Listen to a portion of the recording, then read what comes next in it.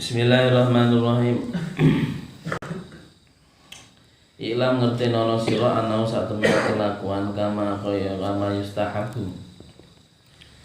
yustahabu kaya oleh den sunahake apa zikru zikir yustahabu moko den sunahake apa al-julusu lungguh fi halqi ahlihi ing dalem lingkarane ahline zikir. Wa qad zahara lan teman-teman wis pertelo apa al-adillatu biro-biro dalil ala dalika imang mengkono istihbabul zikri. Wa satari tulan bakal teko apa adillah fi mawatiha ing dalam panggonane insyaallah. Wa yakfi lan yukubi fi dalika ing dalam mengkono dalil apa hadis Ibnu Umar radhiyallahu anhu ma qala dawu sapa Ibnu Umar qala dawu sapa Rasulullah sallallahu alaihi wasallam idza marartum nalikane mlaku sapa sira kabeh biriyatil jannati kelawan taman surga partau mongko bergabung sapa sira kalu mongko ngendika sapa sahabat wa malan iku apa riyadul jannati utawi taman surga ya Rasulullah wa ya Rasulullah kala ngendika sapa Rasulullah hilaqul zikri yaiku majelis zikir atau lingkaran zikir. Fa inna lillahi monggo satemene iku kedue Allah taala sayyaratin duweni pira-pira malaikat kang gawane mlaku.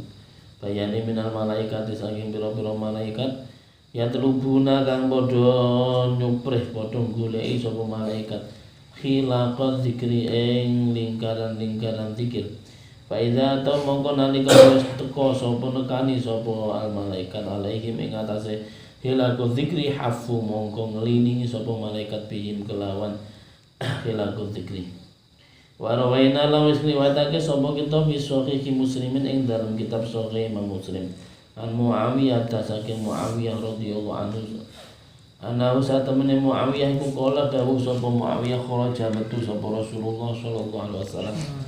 Ala khilqatin ing atase majelis utawa lingkaran min ashabi saking pira-pira sahabat Rasul ma iku apa ajlasakum kang nglungguhake apa ma ing sira kabeh kalu mongko ngendika sapa sahabat jalasna lungguh sapa ingsun nazkuru iling sapa ingsun Allah ing Allah wa nambatu lan muji sapa kita ing Allah alama ing atase perkara hada kang nuduhake sapa Allah nak ing kita ilil islami wa ing agama Islam.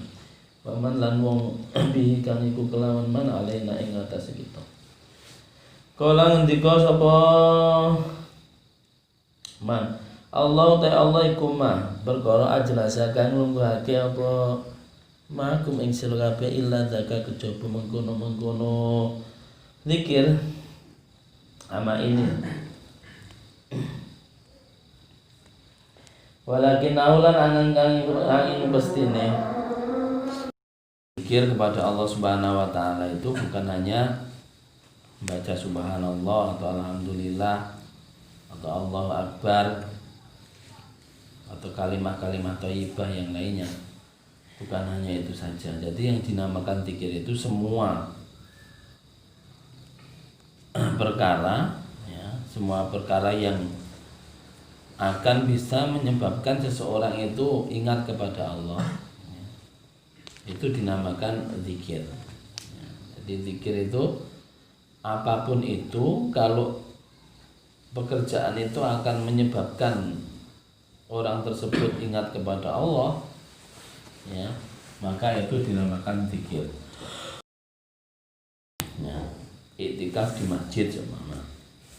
Dengan iktikaf itu menyebabkan dia itu ingat kepada Allah, maka iktikafnya itu pun dinamakan zikir. Membaca Al-Quran menjadi sebab dia ingat kepada Allah, itu juga menjadi zikir. Duduk dengan orang soleh yang itu akan menyebabkan dia ingat kepada Allah, maka duduknya itu juga dianggap zikir. Itu. Jadi zikir itu hukumnya sunnah. Tapi yang pertama yang perlu saya sampaikan adalah pengertian zikir itu seperti itu. Jadi sesuatu apapun itu yang akan bisa menyebabkan seseorang ingat kepada Allah, ya, semakin mendekatkan diri kepada Allah, maka itu dinamakan zikir. Menuntut ilmu, ya, itu juga dinamakan zikir. Zikir itu disunahkan.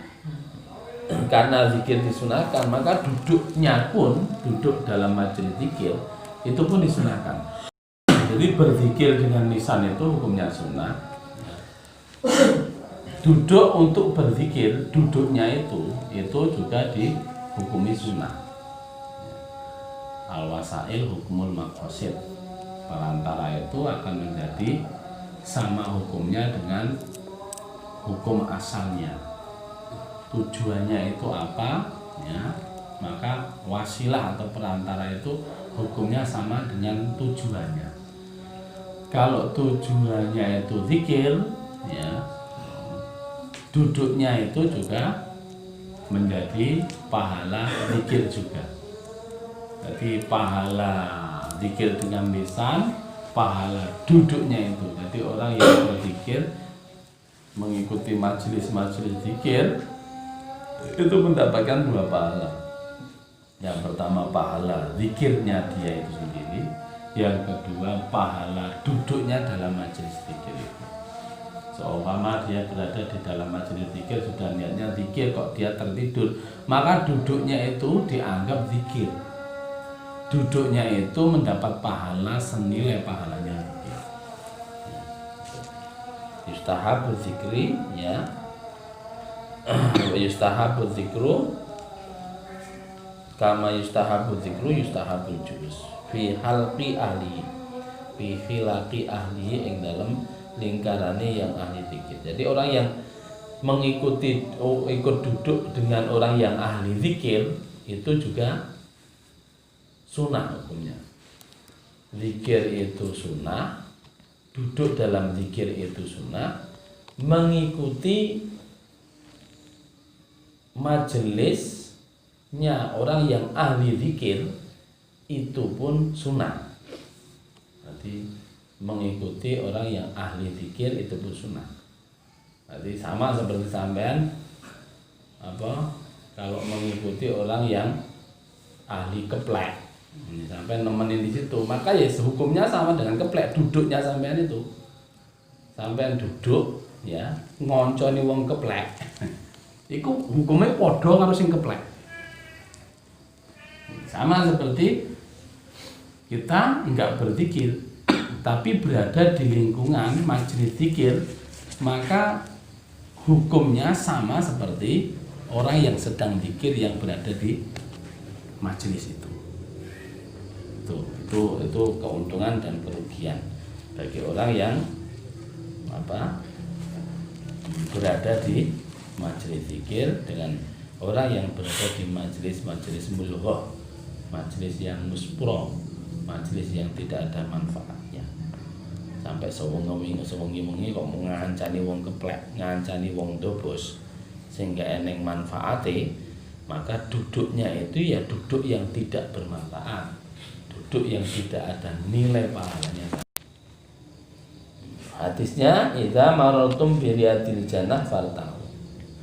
Jika kamu melewati taman surga, maka bergabunglah kamu.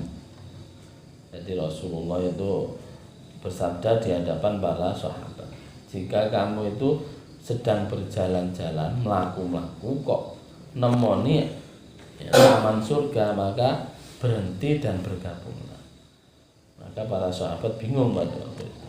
Wa ma riyadul jannah ya Rasulullah, taman surga itu yang seperti apa wahai Rasul? Kata Rasulullah, khilaqul zikri, majelis zikir. Jadi kalau kamu itu menemukan majelis zikir, ya majelis yang di situ digunakan untuk mengingat Allah, entah itu majelis ilmu, entah itu majelis mujahadah, majelis istighosah, majelis semaan Quran, majelis albar janji, majelis-majelis yang menjadi wasilah untuk ingat kepada Allah, maka bergabunglah. Ya, bergabunglah. Karena apa? Fa inna lillahi sayyaratin minal malaikat. Ya, karena Allah itu mengutus malaikat yang sangat banyak sekali. Sing gaweane mlaku pokoke sedina sewengi gaweane mlaku tok. Ya telubuna khilaqati, mlaku goleki majelis zikir. Jadi Allah itu mengutus malaikat yang jumlahnya itu tidak terhingga, tidak terhitung, tidak ada yang tahu karena saking banyaknya. Di majelis-majelis zikir. Nah, setelah sampai di majelis zikir, malaikat itu yang diutus oleh Allah itu langsung bergabung. Setelah majelis zikir itu selesai, malaikat itu langsung laporan kepada Allah Subhanahu wa taala. Melaporkan hamba-hamba Allah yang ada di majelis zikir itu. Dilaporkan satu persatu. Di sana di MT Al Munawir ada majelis zikir, ya. Terus pengikutnya hamba-hambamu yang ikut A, B, C, D, semuanya dilaporkan oleh para malaikat. Jadi tugasnya cuma itu, terus nggak ada tugas lain. Tugasnya cuma menggulai majelis zikir. Setelah dapat nimbrung, setelah nimbrung nanti majelisnya selesai, langsung kembali menghadap Allah ngelapor. Dilapor yang ikut itu si A, si B, si C, semuanya dilaporkan kepada Allah Subhanahu wa taala.